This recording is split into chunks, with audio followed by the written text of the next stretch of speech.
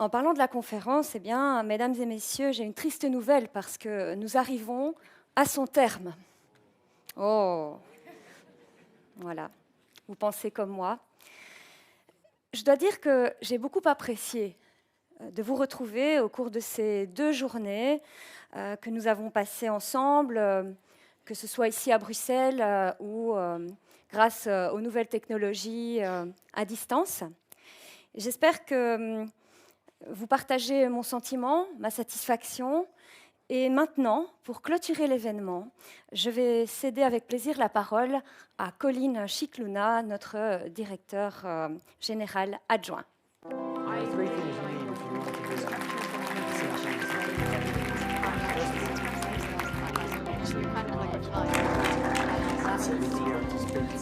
Thank you very much. So not only do I stand between you and your lunch and your weekend, but I also have to find a way to draw all of this to a close. And it's been a very, very rich discussion, series of discussions. So it isn't easy. And if I show you my notes, you'll see how many times I've crossed out and added and had different ideas throughout the course of the day. Some of you anticipated the things I wanted to say, so I wanted to try to be a bit creative and come up with new ideas. But bear with me if I will be repeating some of the things that have already been said. Among the reflections that I have at the end of these 2.5 days of discussion are the following. So, first of all, I personally have learned a lot, and I hope many of you will also feel that they have heard new things, that they will go away from here with some new ideas, with some different ways of looking at things, and I think also feeling encouraged, because I think that one of the things we should draw from this series of discussions is that there is a lot to be encouraged by. We've heard a lot about limitations, about bias, about ethics. I was very interested, I think perhaps we didn't go enough in depth into one element, which is this question of replacement or not. But I think we come to the conclusion that, in fact, we should not be thinking about replacement. We should be talking about how to bring together, how to enhance, how to strengthen. It's not an all or nothing, in fact.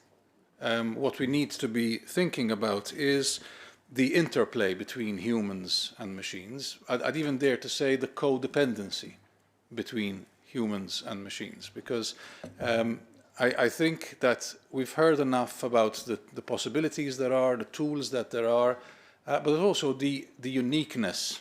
And of course, here we're talking about ourselves, but the uniqueness that each one of us has and brings to this profession, which is a very, very particular element that needs to be borne in mind.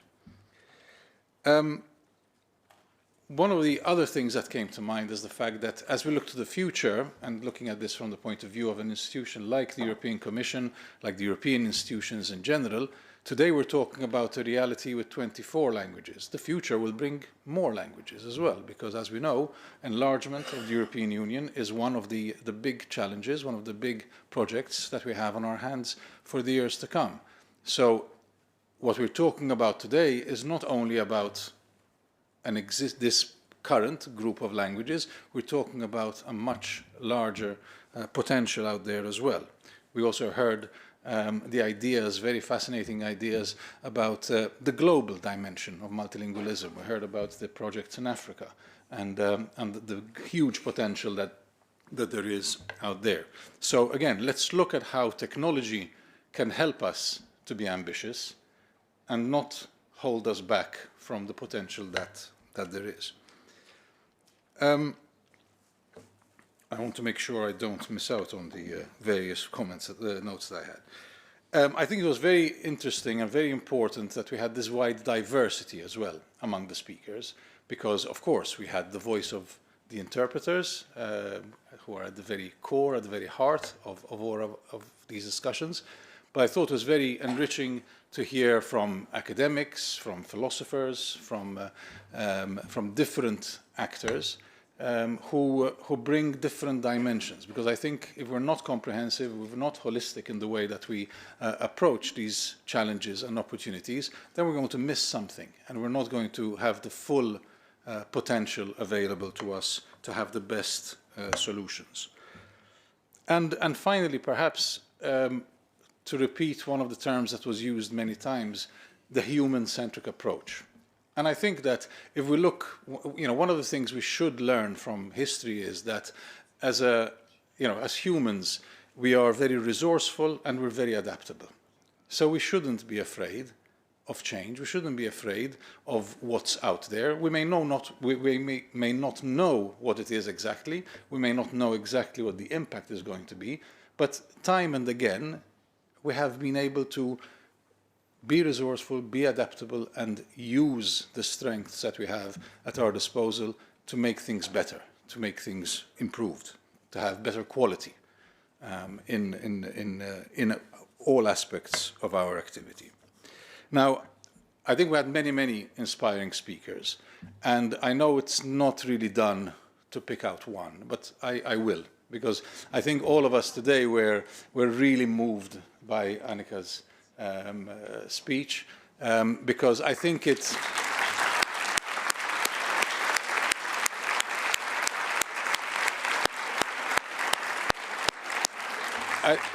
I think it really hit all the notes. And if we could reduce this whole event, which is very difficult, into one moment, I think that was it, because it really covered all the aspects. It showed the doubts and the fears, but also the hope and the excitement about what the future can bring.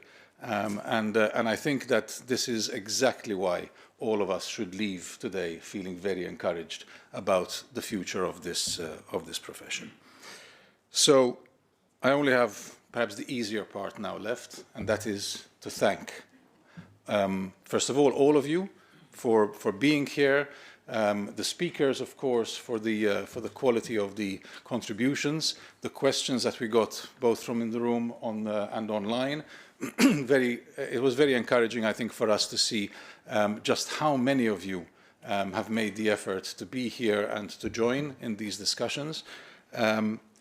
Somebody said that there isn't enough space for dialogue between the different actors in this discussion. And I think we might like to think that we've created that space over here, and perhaps future iterations of the Interpreting Europe conference will continue to provide this space for this debate.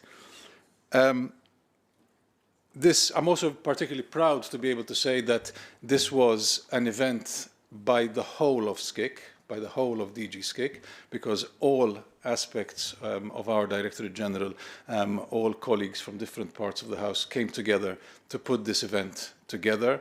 So obviously a very big thanks to the interpreters in the booth, but of course who are also participating here. Big thanks.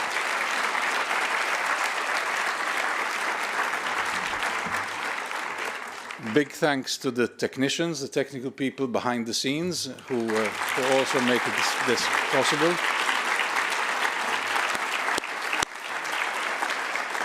The conference managers as well, who have made sure that everything is working as it should be, and we've had a flawless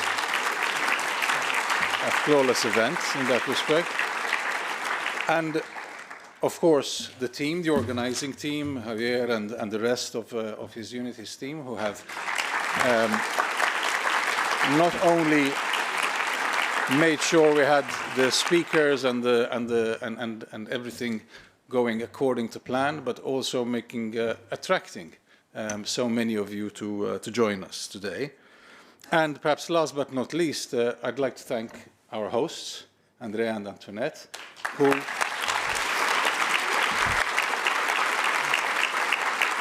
you may not have noticed, but they don't do this for a living. They actually are not masters of ceremony for a living, but they were excellent throughout and really helped to carry us through these 2.5 days of this event. Have a very good lunch and a very good weekend. Thank you all very, very much.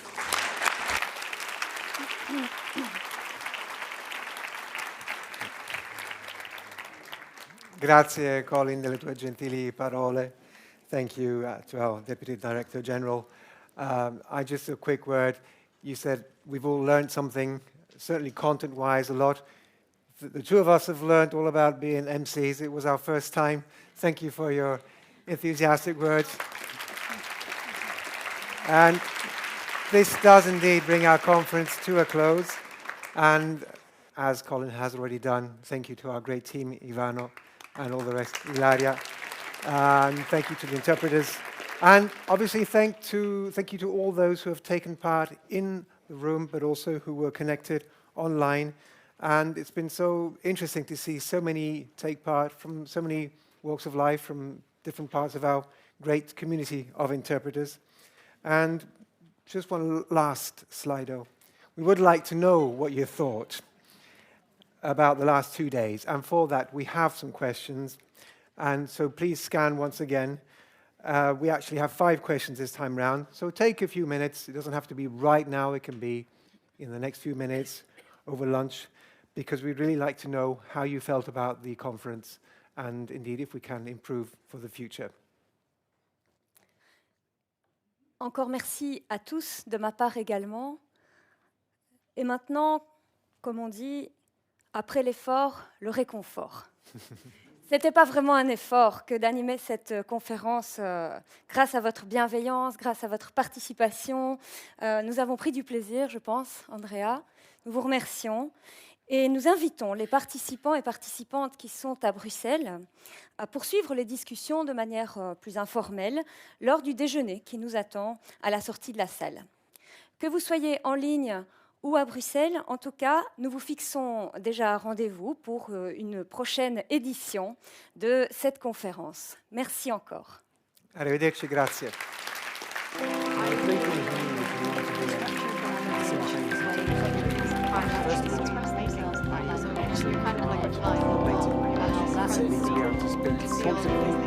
Particularly